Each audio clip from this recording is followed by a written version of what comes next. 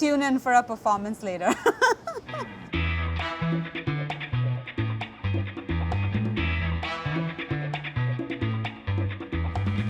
Today I'm making my plum and lime upside down cake. I am not a chocolate girly. I said it. I pick fruit desserts over chocolate desserts. This cake hits all of the notes that I look for in a dessert. It's tangy, it's gooey, it kind of gets your taste buds going. I chose plums for this recipe because limes can be so citrusy and plums are floral, and I think these are two flavor profiles that go really well together.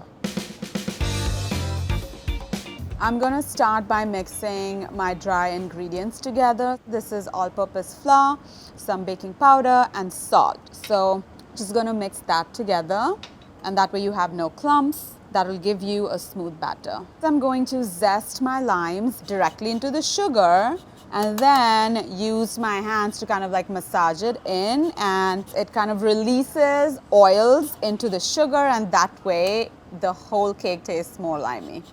I don't know, maybe I should put this in like bath salts for a limey, citrusy bath. I feel like that would work. Now I'm gonna make the wet batter, so I'm gonna start by creaming the sugar and butter together until it's light and fluffy. And it's important to have room temperature butter because if it is too cold, it is not going to kind of aerate well, and you're gonna have these like cold little clumps that don't mix with the sugar well.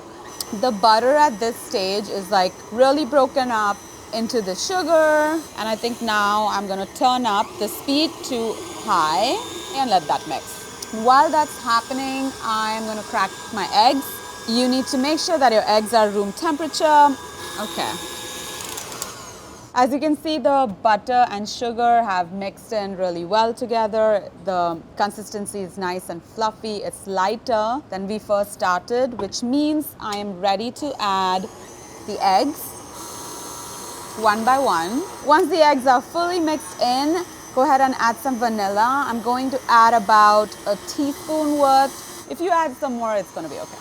The batter is super light and fluffy. The eggs are completely mixed in. There's no little specks of yolk or egg whites that you can see in here.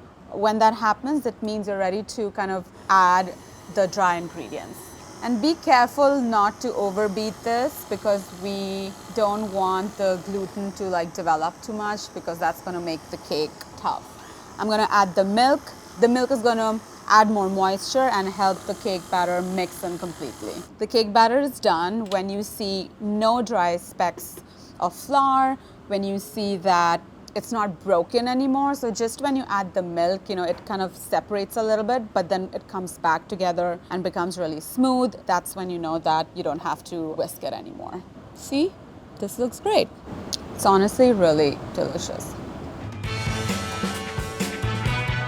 I'm going to cut my plums now, but we need to talk about the different varieties of plums. So I prefer plums that are either red or pink on the inside for this recipe. Look at that. So pretty. They are a little bit more tart and the texture can be quite firm. So you don't want to use plums that are super soft like this one. You can literally press the skin and you can see that it's like all mushy. This is going to bake for an hour and this is going to fully just disintegrate. Not pretty.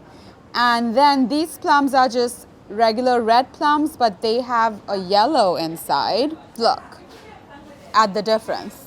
You could use the yellow one, but they're not as tart enough. They're like a little bit less sweet, but I feel like the best result you get is when the plums are kind of like red on the inside. I know we have extra, but I really want to eat one. So good. Let's get slicing. You want to make sure that the fruit is not too thinly sliced because you're going to pour over like a caramel on top. It's going to bake for an hour. So you still want to see the fruit once it's done baking. We have our mound of plums. I'm going to prepare my pan. So make sure you get the butter in every crevice and corner of this pan because, you know, it's going to be pretty like sticky and caramelly and I don't want any of this deliciousness to like stick on the pan and burn. Awesome. So I have a parchment round cut, going to place it in the bottom. And then I'm going to kind of rub some butter on the top as well. So I know this parchment is not going anywhere. And then take all-purpose flour and just sprinkle it. The flour is going to make sure that your cake doesn't stick to the sides. That's how it should look. You have flour in every corner of this cake pan. So now I know for sure that my batter is not going to stick and the cake's going to come out super easily. And now just go ahead and arrange the plums in a pretty little circle. You can start from the center or you can start from the outside. As long as the plums are close together and cover the entirety of this cake pan, you should be good to go. You're gonna want a piece of plum with every bite of your cake. It's worth it. Here you go. Look at that, art. Okay, now I'm gonna make the lime caramel, which is frankly one of the best parts of this recipe. The hardest part about making this caramel is not touching it.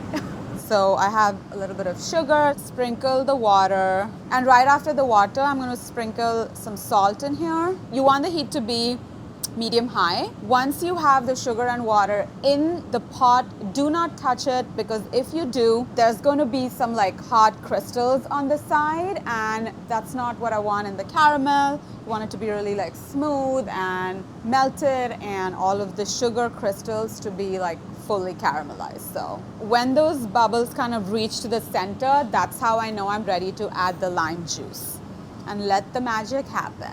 Now I'm waiting for the sugar to start turning color. So don't stir it, but at this stage, when it starts to get really foamy, you can like gently like move the bubbles to the side to see what's happening at the bottom.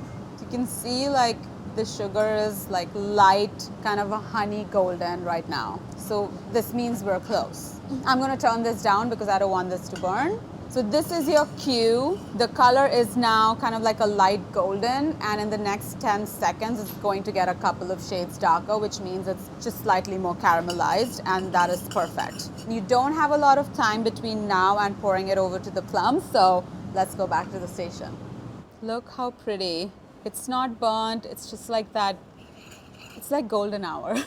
It is super important to pour it rather quickly because as the caramel sits, it's going to harden up. You don't have like a big window. So just make sure you get all of the plums covered. The caramel is going to hold the fruit in place. It's going to make it juicier, caramelly, and like really sticky and gooey. Okay, I'm tempted. It's hot. It's the perfect combination of sweet, salty, sour, and like deep caramel. And now I'm gonna scoop this batter. Fire. Oh my God. Do you know, it's a kitchen, it happens. Problem solved. Back to this cake. So scoop out the batter to different areas of the cake pan. That way spreading the batter around is gonna be easier. And I wanna be gentle when I do that because I don't want to move the plums around too much. You know, we made that beautiful pattern on the bottom and I want that to stay how it is. Scrape off any excess using another spatula or an offset like this and then spread the batter around gently so that it covers the entire cake pan. The cake is ready to go in the oven and I'm gonna bake it at 350 for about an hour until a cake skewer comes out clean and then we should be ready to taste. Ooh. So you can see that there is a little even rise on top and the crust was like really golden and it has also pulled away from the cake pan on the sides. So I know for a fact that it's going to come off easily and not be stuck. Okay, this has been kind of cooling off for about 15 to 20 minutes. And now I'm going to take an offset spatula and run it around the edge just as a final precaution to make sure this doesn't stick to the sides. And then I'm going to take a plate that is big enough to cover the base of the cake, and moment of truth is flip it over. Oh, there you go. It's beautiful. It is a little bit more gooey than I would like. It very much depends on the texture and the ripeness of your fruit, but it is going to taste good. I know that for a fact. So let's go ahead and slice into it and try some. I am super happy with the inside. It's so like flaky, and the crumb is the perfect texture. It's not too light, it's not too dense. It's going to taste really good with those like jammy plums. Vanilla ice cream makes everything better, so I'm going to scoop one. And there you have it, plum and lime upside down cake with a scoop of vanilla ice cream.